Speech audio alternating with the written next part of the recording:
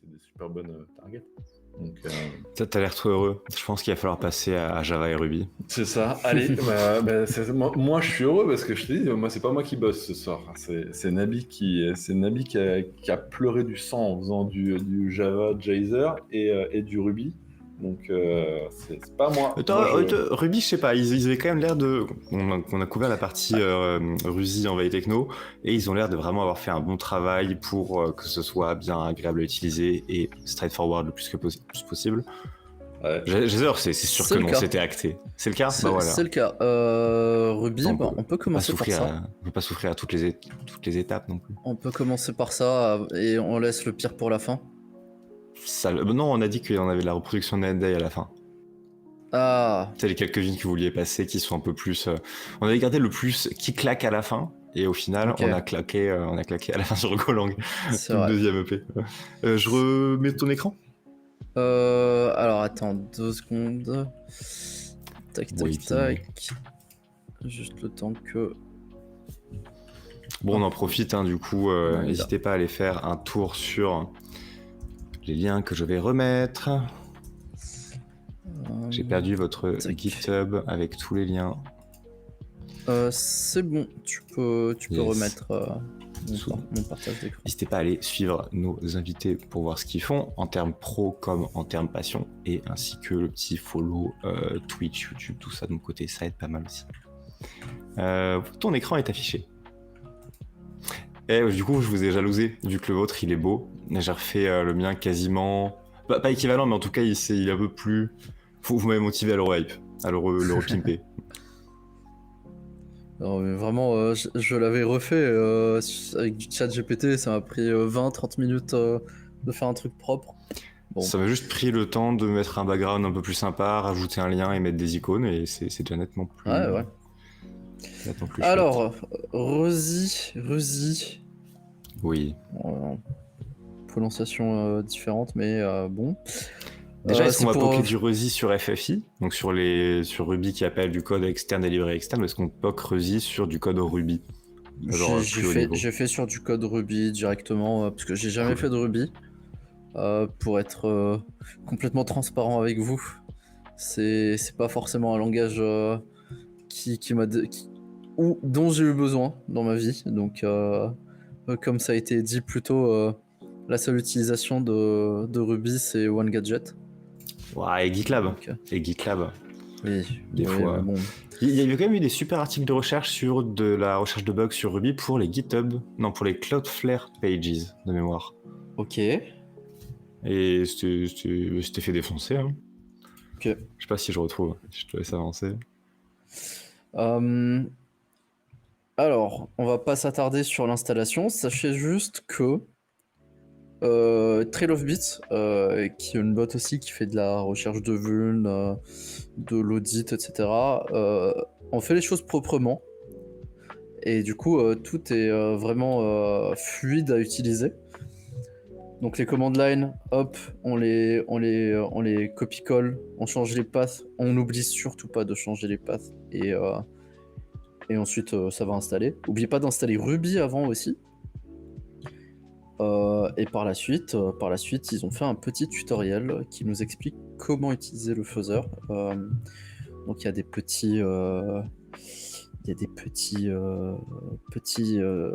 petites variables d'environnement à mettre en place avant de pouvoir lancer. Petit helpers, ils te donnent tous les snippets à copier-coller, c'est gentil. Exactement. C'est généreux. Exactement. Et ils font même un petit tutoriel où tu dois initialiser ce que tu veux tracer. Donc j'imagine que pour l'instrumentation, c'est ce qu'ils utilisent. Donc faudrait que je trouve le papier qui explique le fuzzer. Mais j'ai pas réussi à mettre la main dessus hier. Celui de Trail of Bits. Ouais, ils ont fait un blog post de mémoire, et après ils disent qu'ils s'inspirent, ils se sont beaucoup inspirés de Aterys justement à ce niveau-là. Donc, ça s'est vu quand j'ai fouillé un peu dans le code hier. Mais du coup, ça se présente un peu comme ça, leur harness. On a un test one input. On a un test one input, encore une fois, qui revient. Du coup, c'est un peu le pattern de Leap Fuzzer. Et on peut le voir aussi à l'exécution que, en fait, c'est du Leap Fuzzer, encore une fois. Du coup, le test one input, c'est une lambda fonction qui prend de la data et ensuite on envoie la data dans notre fuzzing target et la fonction, en fait, elle va process la data qu'on lui a donnée. Comment ça se fait qu'il y ait des Leap Fuzzer à ce point-là partout? Est-ce que vraiment c'est un consensus, il est meilleur, il est au-dessus? Est-ce que c'est le plus simple à adopter pour commencer à préparer du fuzzing sur un langage? C'est parce qu'il y a juste... Clang. Ouais. Parce que c'est LLVM et que là, dans ce cas-là, aussi bien sur du Python, en fait, pour du Python, tu compiles en Cython et c'est LLVM derrière. Donc en fait, c'est plus simple. Ça fonctionne, oui, mais est-ce que vraiment c'est la seule implème viable d'un fuzzer avec les bindings qui vont bien? Ou est-ce que il nous match les autres?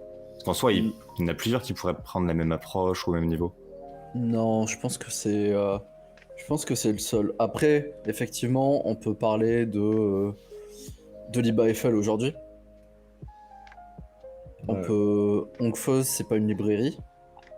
Donc en fait, le seul vrai concurrent qu'il pourra avoir aujourd'hui en 2024, c'est libAFL. Ok. Ouais, mais après l'ennui que tu vas avoir, c'est toujours le même truc, c'est est-ce que tu as besoin de coverage ou pas. Et là, dans ce cas-là, vu que tu veux du coverage, ça veut dire qu'il faut que tu rajoutes ton instrumentation dans ton binaire compilé. Et ça, c'est beaucoup plus simple d'utiliser la LLVM passive de LeapFuzzer, qui dans ce cas-là, elle va injecter directement les feedbacks directement. Donc on est sur quelques composants qui sont suffisamment complexes à coder pour qu'il y ait eu une ou deux implèmes qui tiennent la route, qu'on se soit dit c'est celle-là sur laquelle tout le monde build dessus, et le reste... En gros, tu peux faire ça. En fait, le seul truc, c'est que tu vas t'emmerder un peu parce que tu vas réinventer la roue en fait. Ouais, tu vas compiler ta target avec, dans ce cas-là, LLVM et en précisant que tu veux du coverage. Donc, tu as un flag exprès pour ça dans Clang. Dans LLVM. Donc dans ce cas-là, tu vas avoir de l'instrumentation qui va être mise, on va dire, au niveau des basic blocks, qui va faire un appel, ce qu'on appelle un fallback, pour te dire j'ai atteint le basic block numéro 1, 2, 3, hop, je te préviens.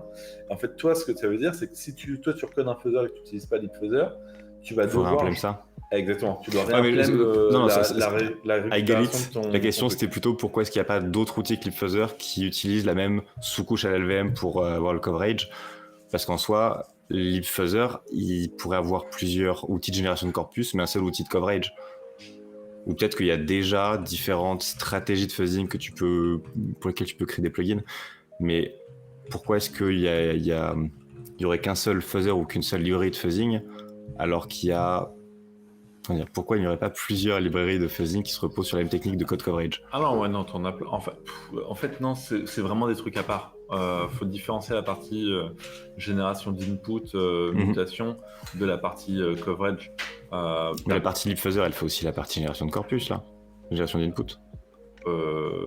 Oui, mais justement, LeapFuzzer fait la génération d'input et le fait de faire tourner le truc. La partie coverage, elle est techniquement indépendante de LeapFuzzer parce que tu peux très bien avoir ton binaire avec ton coverage et ton instrumentation qui est faite et tu peux utiliser regarde la dernière fois qu'on a fait en stream on a utilisé OncFuzz et en fait on a utilisé OncFuzz avec LLVM Test One Input parce qu'en fait il supporte également les mêmes symboles. OncFuzz connaît ces symboles là, donc si jamais tu compiles ta target en C++, que tu fais test One Input, que tu le compiles et que tu le files à OncFuzz, OncFuzz il a déjà les symboles pour récupérer dès qu'il y a un nouveau coverage qui apparaît et donc là après il te fait le truc. Donc pour un même fuzzing harness, tu peux aussi bien le passer dans LeapFuzzer que tu peux le passer dans OncFuzz, et ça c'est parce que OncFuzz les mecs d'OncFuzz il a fait se mettre en mode standardisé. C'est ça, il a supporté l'export, les fonctions d'export, les calls qui vont être faits à ce niveau-là. Très belle philosophie. Soit adopte un standard, soit devient suffisamment chope le monopole pour devenir le standard.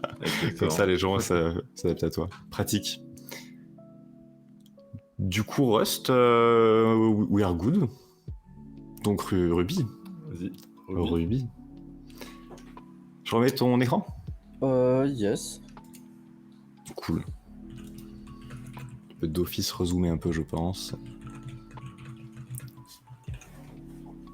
Et du coup, t'allais poser une question sur la ligne Frozen String Literal. Exactement. Si quelqu'un peut expliquer ce que c'est. Pour moi, c'est le fait que tu vas... Je le piffe, hein, je l'ai pas de tête.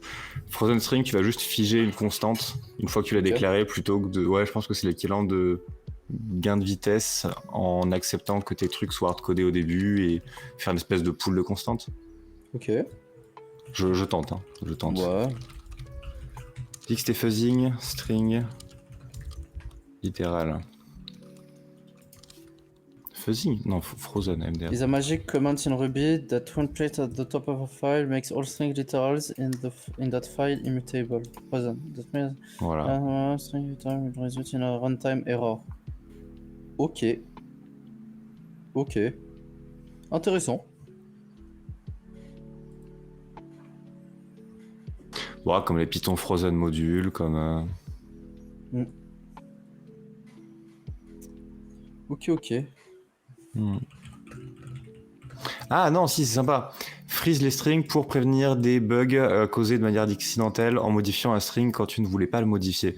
Ça peut à la fois améliorer la performance, à la fois si tu freezes tes strings et que tu commences à faire tourner quelque chose, ben, si tu remodifies un string Frozen, ça va crash et donc tu vas détecter un reuse de trucs qui étaient censés être constants. Ok. Je pense. En tout cas, je le comprends comme ça. Bah, j'ai jamais vraiment utilisé. Enfin, j'ai jamais vraiment fait de Ruby, donc je peux pas trop gobble les définitions des trucs. And yet you fuzz it. Malheureusement. Du coup, on a des options d'Asana qui sont activées. Donc là, on peut voir que on a quoi? On a un detect clicks 0. Est-ce que c'est parce qu'on veut pas l'utiliser? Peut-être. On a un use single stack 0 et on a un allocator may return null 1. J'imagine que 0 c'est pour false et 1 c'est pour true. Est-ce qu'ils ont défini quelque part le pourquoi du comment ils utilisent ça? Bah, DTClick, c'est toujours la même chose. C'est qu'en fait, là, vu que c'est du code Ruby, Là.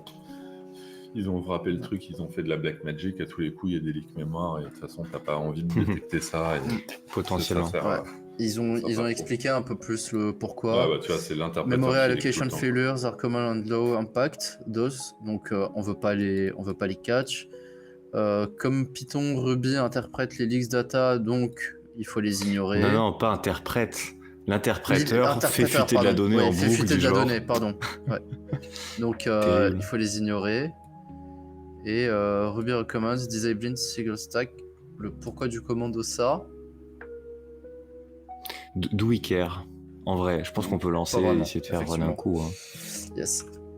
Du coup, quand on set ça, on fait un LD preload de Rosie avec Hassan Path. Et on lance du coup notre testtracer.ruby qui contient du coup le trace de notre test harness. Le setup est un peu bizarre, mais j'imagine que c'est dû au langage et pas au fait qu'ils ont voulu faire ça dégueulasse.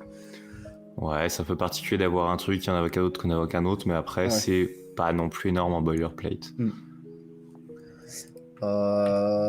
Du coup, quand on le lance, on peut voir que... Qu'est-ce qui se passe? Est-ce que tu peux rezoomer? Je t'embêterai. Yes. Ad vitam. C'est bon? Tu peux faire un coup de CTRL B si tu veux plus de place.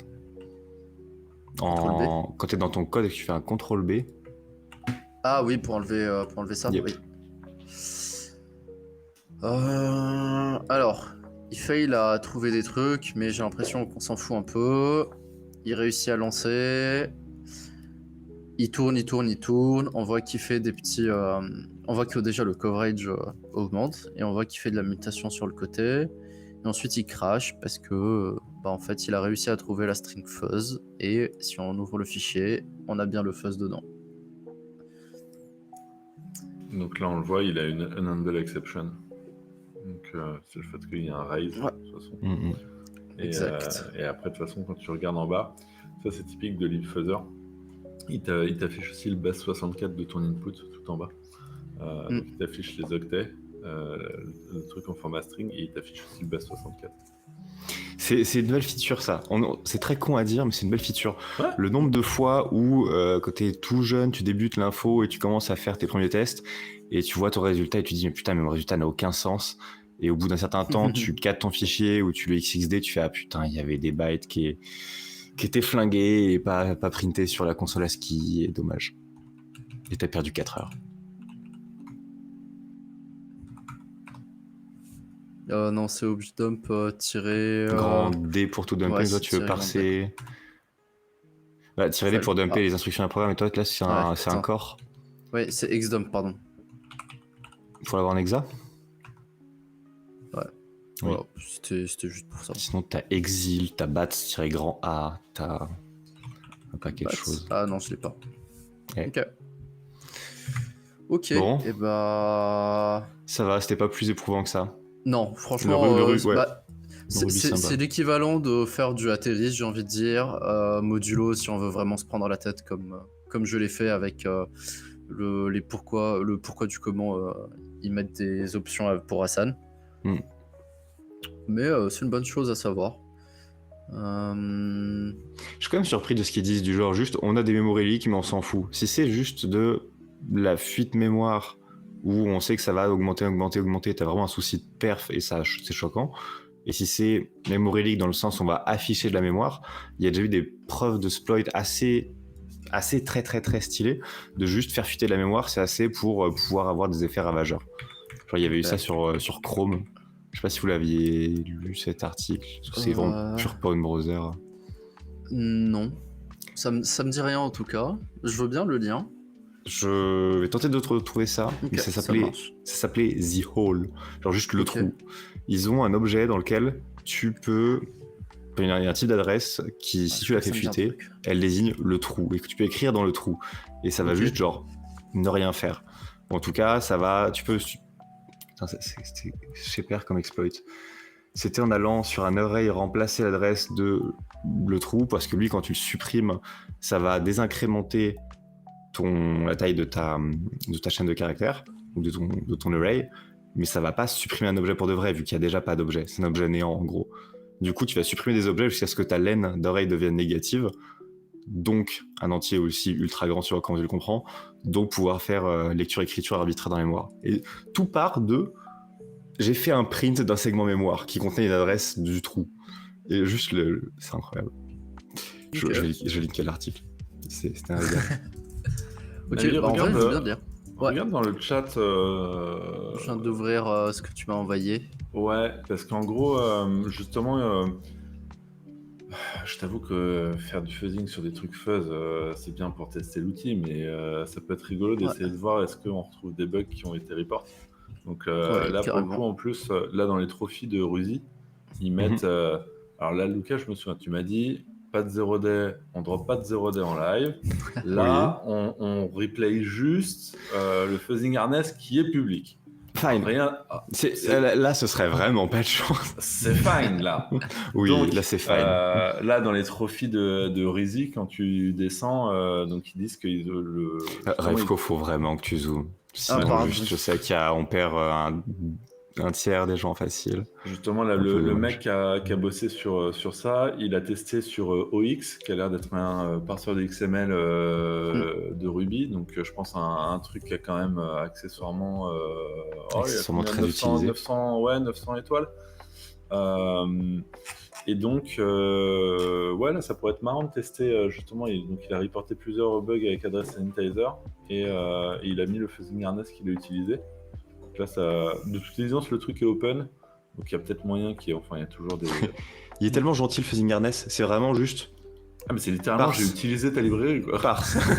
Non, j'ai copié-collé le getting started de ta librairie, et ça suffit pour trouver des bugs. Il a fait un effort, il a catché les erreurs, tu vois, c'est littéralement le même niveau que ce qu'on a fait avec Python et Aterris, hein. C'est pour ça que, tu vois, genre les vidéos YouTube que j'ai fait sur du fuzzing de Python, ça me prend littéralement, je sais plus c'est sur lequel, mais il y en a un, ça me prend littéralement 10 minutes à trouver un bug dans genre top 5 des librairies utilisées, téléchargées dans Pip, quoi. C'est ce niveau-là de débilité, quoi. C'est moi, quand j'ai rien à faire le vendredi après-midi, je tape sur des librairies random comme ça et tu trouves des bugs. C'est Ah ouais, cadeau, t'as du quoi. temps libre, Patrick? Ouais, Je non, savais ça pas. c'était avant ça. Ça c'était avant. Ça veut me dire si j'arrive quand même à trouver des bugs dans certaines blockchains quand j'ai rien à faire, mais c'est très rare. Alors, j'ai mon petit makefile et en vrai, on peut juste mettre Ox ici. Ouais. Hop. Ah, oui, c'est vrai qu'il faut installer.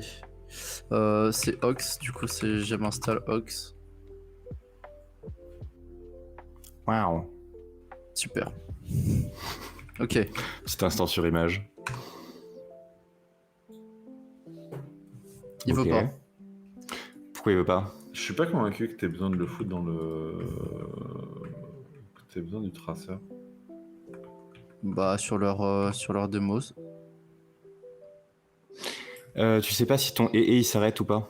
Ah, oui, Non, effectivement. attends, comment ça qu'est-ce qui se passe?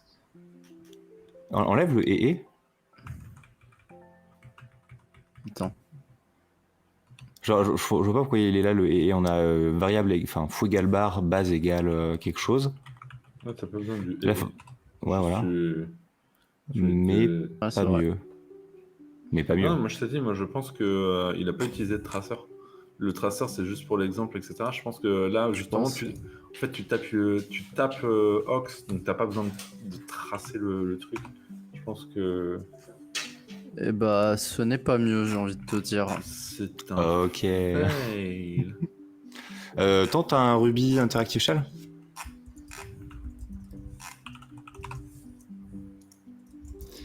C'est quoi déjà le flag en CLI? Non. Non, je sais pas comment ça marche. Je suis en train de chercher. Ruby, Ox, Harness.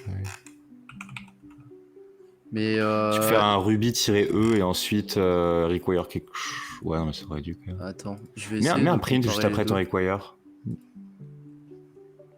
Test on input, qu'est-ce qu'on Attends, a t'as ici? pas un require Ruzy? Ah, bah, Ah, voilà. il a pas mis le Rusy Fuzz. Bah voilà, monsieur Nabi. Ouais, Hop. ça load est bien. Ça load, ça part. Autrement, je t'ai rebalancé un nouveau harness en bas. Dans le chat. Require Rusy. Dans le chat. Oh, Ouais. vas-y. Dans le chat, Non, mais c'est bon, là, Discord. ça marchera. Voilà. Ok. Ok, la belle stack trace. Instant broken. Waouh. Broken intentionnel ou broken Leap further disable leak detection after every mutation. Bam bam bam. Segfault. At truc. at 0, donc nul pointer des références. Ouais. Why Mais, though? Là, on a les mais- registres. Là, c'est nice. Ouais. Mais là, par contre, bam. Qu'est-ce qu'on a ici? Hassan KPT. En adresse. Des ouais, zéros du coup, nul partout. pointer Bah ouais, mais je veux bien. On a les registres, mais on n'a pas plus d'infos que ça. je Montre trouve. le fichier de crash. Non, c'est pas celui-là, ça. il est cool, hein. Ouais. Yes. Ma foi, 600003 suffit à faire crash le parseur. Ouais, c'est que ils ont pas. Ils ont pas vraiment été foufou sur le dev. Ah, attends. Bah après, peut-être qu'ils disent dans la doc il faut raise, enfin il faut catch très vite, mais. Ah bah. Normalement, il cache justement. Mais nous, c'est quoi le type d'erreur qui a été raise là? Parce qu'on a parse error, syntaxe error et quelque chose, mais nous on a un segfault. Non, Ouais. unknown. Ah, unknown signal. Ouais, Bah, du coup, c'est pas une erreur qui est raise. Ça, c'est les erreurs qui sont raise par la lib. Ouais, Non, c'est ok. la lib qui crash. Mais là, c'est pas la lib qui crash. Là, tu ne dois pas faire ça. À la limite, j'ai envie de Apparemment. te dire, enlève les rescues et comme ça, on va voir si on trigger un parse error. Bah là, par contre, Ouais. il a l'air de péter juste après la lib. Bah, c'est la libsec qui, quand elle call quelque chose, pète. Donc Putain, Patrick, on a dit pas de 0 day là, tu fais chier. Oupsie. Oh no. Non, par contre, c'est vraiment bizarre. Ah. C'est là de péter post-appel d'IPC et ça défrait. À moins que c'est pété un bout de stack déjà. Ah, alors, on a autre chose là. Ouais. On Alors, a regarde, quoi là, non, voilà, là c'est intéressant parce qu'on remonte. Justement, là, tu as une erreur comme quoi tu as une erreur standard de la librairie. Remonte, encore. Là, stop. Invalide format. Invalide Donc, format. donc là, tu vois, là, on a trigger le parse erreur parce qu'on a envoyé de la Mhm. merde et on a eu une parse erreur. Et donc là, c'est pour ça qu'on les catchait avant. Donc là, c'est typiquement les étapes, pareil qu'en Python, hein, comme on a fait la dernière fois. Tu balances avec rien au début. À la limite, tu regardes dans la doc s'il y a des erreurs de base, mais tu le fais en mode itératif. Tu balances, tu vois, il y a une erreur, c'est une parse erreur. Est-ce que c'est une erreur standard? Est-ce que c'est une erreur qu'eux ont créée? Oui, de toute évidence, bah là, OX parse erreur, c'est clairement la leur. Clairement leur namespace. Ouais. Mais tu vois, là par exemple, eux, là dans le harness qu'on a pris, ils ont fait le choix que le encoding erreur, ils les catchaient. Alors que de toute évidence, le encoding erreur est une erreur standard de Ruby, mais pas une erreur, de OX. Donc, Ouais. Là, j'ai sorti leur fichier Ouais. error.ruby, enfin, ouais, .rb. dans le module Et OX. du coup, on peut voir qu'ils ont des syntax error, arg error, parse error et error tout Error. court Ouais.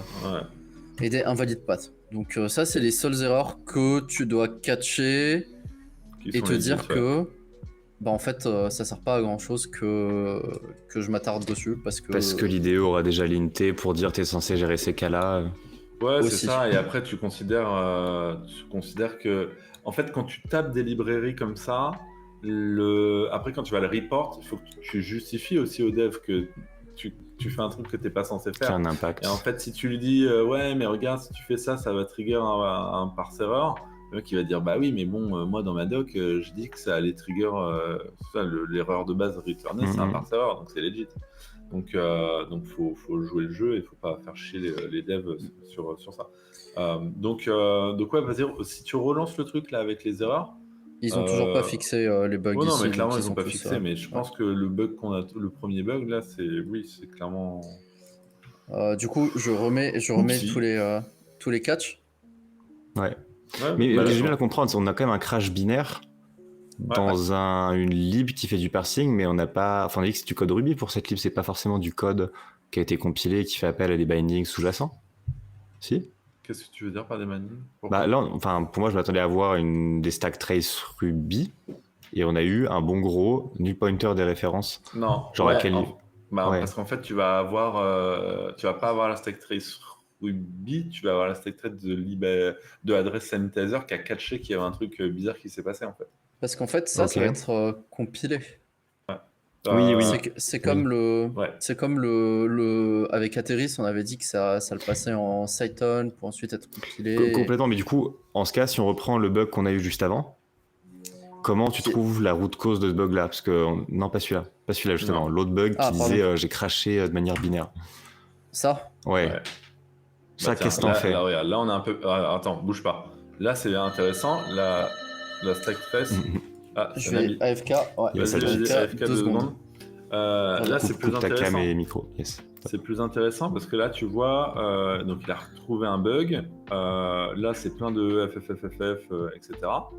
Donc là, il y a beaucoup plus de data qu'au coup d'avant. C'est toujours un peu perturbant quand tu as un crash et que le machin fait 1 byte. Tu te dis non, c'est vrai que je me suis planté. Non, quand ça peut même. complètement, Mais, faut y croire. mais ouais, là, pour le coup, vu la taille de la data, bon, on va voir c'est quoi le crash. C'était encore du address sanitizer, du unknown signal. Ouais. Ce qui risque de se passer, et ça, ça, je pense que c'est aussi lié au fait que, en fait, là, c'est pas ça spécifiquement qui est compilé. Ça, en gros, ça tourne dans l'interpréteur Ruby qui est compilé. Et donc, ce qui risque de se passer, c'est qu'en fait, ça trigger address sanitizer, il est trigger. Et justement, lui, il doit pas être dans les mêmes conditions qu'en temps normal et il n'a pas les mêmes points de référence. Tu vois, ça se trouve, c'est l'interpréteur Donc, Ruby pour qui toi, a fait c'est une du manip, faux positif ou. Je sais pas. C'est dû à rejouer, voir en live, quoi. Ouais, en fait, le truc, c'est Ouais. qu'après, dans ce cas-là, et ça, c'est de manière générale, là, on le fait tourner avec, tu vois, require Ruby, etc. Moi, je conseille toujours d'avoir ton fuzzing harness, là, test one input. Tu l'as aussi dans un main à côté, en binaire sur le côté. et tu replays le fichier en fait. Tu as un mini reproduceur qui va lire un fichier en entrée que tu lui donnes et qui va le donner à la fonction test when input qui va appeler parse, etc. Et donc là, dans ce cas-là, dès que tu as un crash, boum, tu appelles le reproduceur qui est complète, il n'y a plus du tout de Qui est non instrumenté, ouais, c'est ça. Qui est non instrumenté, il n'y a plus rien, il n'y a plus de fuzzer, etc. Et tu vois, si là, tu as de nouveau le crash, c'est bon. Alors la particularité, c'est que sur du address sanitizer, tu vois, là, sur les bugs qui avaient été report, tu as du stack buffer overflow, tu as du use after free, etc. Bon, ça, l'ennui, c'est que si tu as du use after free, ton reproduceur, de toute façon, à moins que tu recompiles avec address sanitizer, mais bon, bref, là, tu retournes sur un bordel. Donc là, c'est un peu. Après, le fuzzer, il est tout récent, j'ai envie de dire. Hein, donc c'est legit aussi. Hein, tu peux pas. C'est vrai qu'il est, pour le coup, c'est du récent plus. Ah ouais, là, on peut. Un mois, difficilement à peu près. faire plus récent. Ouais. Ouais, un truc du genre. Franchement, ils l'ont sorti, ouais. Sorti il y a. En tout cas, fresh and functional. C'est beau. Ouais, carrément. Et assez. Vas-y, remonte là pour la voir c'est promesse quoi tenue. l'adresse sanitizer. Qu'est-ce qu'il dit? Mais. Null pointer des références. Ouais, encore un null pointer de ref. Ouais. Et si tu le lances sans le tracer, avec la line input, Moi, je suis pas convaincu du crash. Non, du tracer. Hop. Invalid format. Ok, mais si on essaye le même avec le 0003.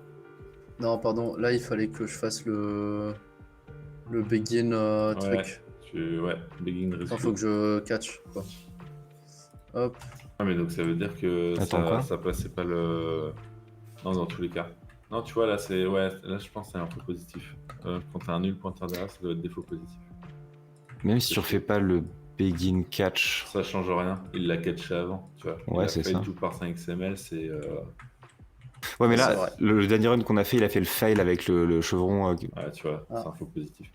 Ce Ouais. qui se passe, c'est qu'à tous les coups, ouais. tu catches, tu fais ton rescue, tu catches ton erreur, et après, c'est Address Sanitizer qui pète un cap parce qu'il a plus accès à un truc. Ah, il y a peut-être moyen, effectivement. Ouais. Ok. Donc là, à la limite, ce qu'il faudrait faire, faudrait voir s'il n'y a pas moyen de changer les flags d'Address Sanitizer et de lui dire de pas catch des null pointers.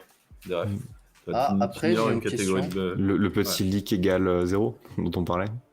Ça, non, c'est pour ou un équivalent, mais un équivalent pour, pour du. Tu disais quoi, Navi? Attends, c'est quoi le truc use sig egal stack? C'était 0 qu'on avait dit? Ouais. Ouais. Oui, c'est ce qu'ils ont. Moi, ma question, c'est est-ce que là, le file read, il est en quoi? Il est en bytes ou il est en. Parce que est-ce qu'il y a pas un type, enfin est-ce que là c'est pas la même c'est pas le même type de données que ce qu'il y a là? Je sais pas. Enfin, possible. Je t'avoue que ça fait un moment pour le coup, je me suis pas remis la tête dans du Ruby. Après, Nabi, t'as qu'à télécharge sur l'issue, il fournit les crashs. Essaye de repro avec un des crashs qu'ils ont fournis. bah en fait, regarde, il y a des gens qui disent qu'ils ont pas réussi à repro. Ah ouais, c'est pas ce que je pensais. Et il y a un gars, il a dit si moi j'ai réussi. Dans Ruby. Vas-y, attends, descends. Mais il remet son truc. Ouais, bah ouais. En fait, il arrive à reproduire le bug que quand c'est avec instrumenté. un harness, mais le dev a dit qu'il n'arrive pas à reproduire le crash avec les fichiers de reproduction, quoi. Attends, il a dit quoi? Redescends un petit peu. Pardon. J'ai essayé de faire fonctionner, de setup address sanitizer dans le makefile, mais je n'ai pas été, j'ai pas réussi à générer un bundler ou .so, un fichier .so qui aurait pu être utilisé pour tester. Je note également que address sanitizer fonctionne seulement sur macOS 10.x. Je suis en 14.4 et il n'est pas possible pour moi de revert pour un OS d'il y a plus de 15 ans. Bien évidemment, son adresse sanitizer, OX lève une erreur comme il est supposé le faire. Okay. Si tu peux donner des idées sur comment recréer l'issue sur un OS moderne, je pourrais. Oh, attends. La mauvaise foi. C'est pas parce que c'est dit que ça marche à partir de 10.x que ça marche que sur 10.x. En vrai, Hassan, il marche sur les Mac récents, on est d'accord? Oui, bien sûr. Ouais, mais tu sais quoi, Nabi? Essaye vite fait, avant qu'on passe à du Java, essaye sans Hassan. De voir Ok. si en fait on fait sans Hassan, on va pas essayer de choper des bugs, mémoire, etc., où là on pourrait avoir des faux positifs. Mais donc là, il faut que tu vires le print Rusi. Où ce putain de sale bête. Tu vires le truc de Hassan, et en fait, ce qui va se passer, c'est que normalement, on devrait avoir plus de. Non, qu'est-ce que t'as fait? Non, pas ça. Je pense pas. Non, Ah, là, non, vire le print Rusi Hassan, je pense. Hassan passe. Parce que comme ça, il est pas mis dedans. Tu veux juste que je fasse ça en Juste fait? le print. Non, juste le print. Tu gardes Juste le le LD print. Faut quand même précédent. que require. Ouais. Quoique, non, t'as raison, on peut dégager tout ce qu'il y a avant. Parce que là, il y a que un require Rusi, il se passe Ah, rien. mais dans le code du require, il y a moyen qu'il fasse un print Ouais. pour donner le pass justement pour LD preload. Ok. Sinon, tente juste Ruby-require Rusi, hein, mais c'est à peu près sûr que. Et, bah- ok. Et là, on a quoi? Ah bah, est-ce qu'il l'a calculé? L'output de VMap, à part ça. Qu'est-ce qu'il nous dit? Try to mark T non-object. Non, c'est pas ça l'erreur, je pense. Bah, après, tout en bas, on a. Tu nous le mettrais en plus grand ce panneau? Je sais pas, c'est bizarre. Ouais. Bon, là, je peux skip. Oui. Et si on va tout en bas. Ah, mais attends. Tac. Ouais, mais regarde, on a encore du Signal Adresse Amber, Sanitizer, là. Deadly Signal, les gars, Deadly Signal. C'est juste, il y a un Non. signal qui a été raise et il est pas catch, donc il faudrait qu'on. Non, là, il te dit que tu dois utiliser Adresse Sanitizer pour avoir un meilleur output. Essaye de repro là, le crash qui vient d'être fait avec ton reproduceur pour voir. Tac, oui. Et puis reproduceur. On teste ça et ensuite on enchaîne sur Jazzer, sinon on va à nouveau pas avoir le temps de finir.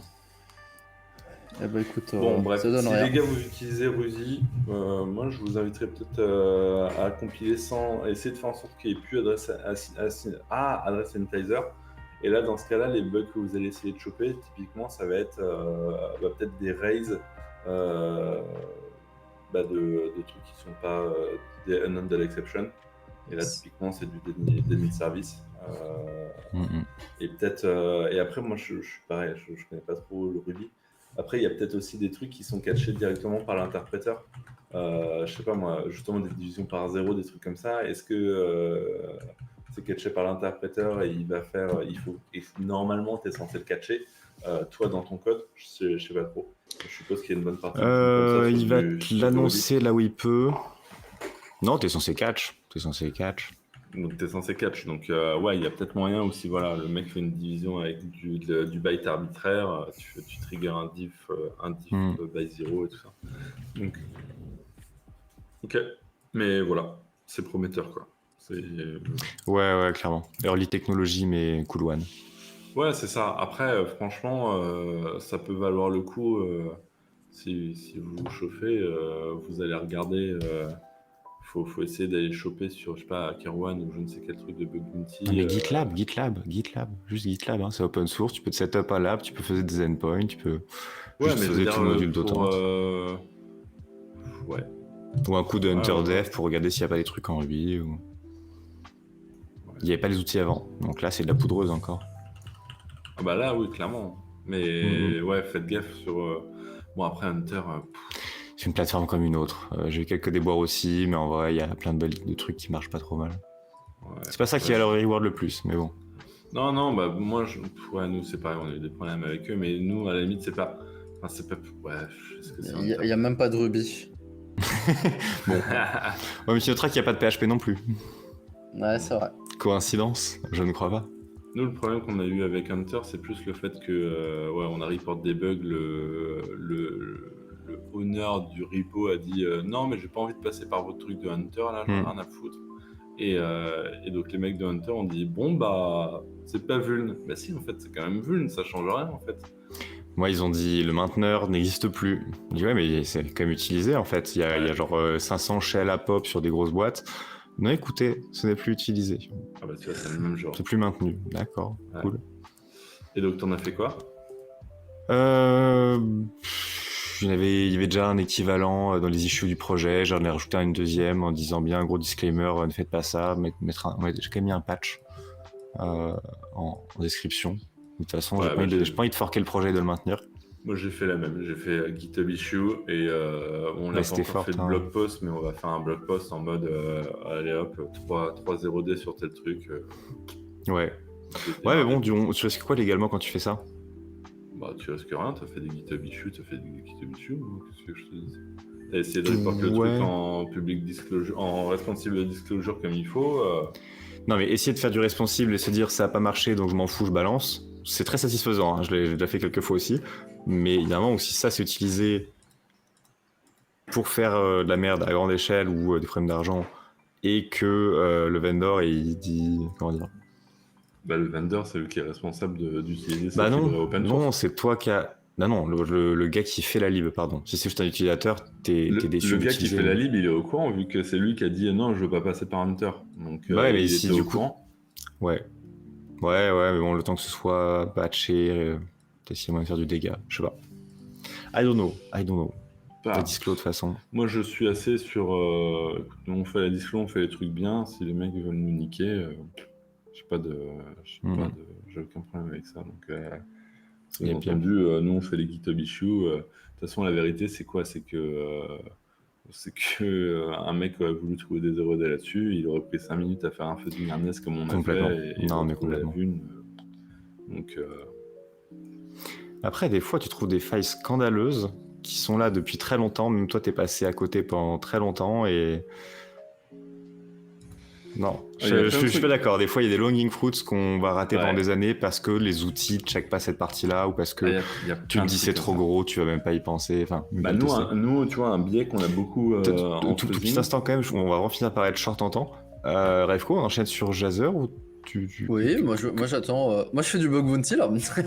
Mais qu'est-ce qui se passe? Non, j'attendais que vous finissiez la discussion. Ok. Go Jazzer. En plus, ton écran est encore casté, donc je me disais, faut qu'on regarde du tokenizer Rust. Qu'est-ce qu'on fait? Première target qui est tombée par pure curiosité, je commence à regarder le code source. Bon, on retourne sur Jazzer. Ah oui, ok, tu t'es fait happer par HunterDev. Je comprends mieux. Je comprends mieux.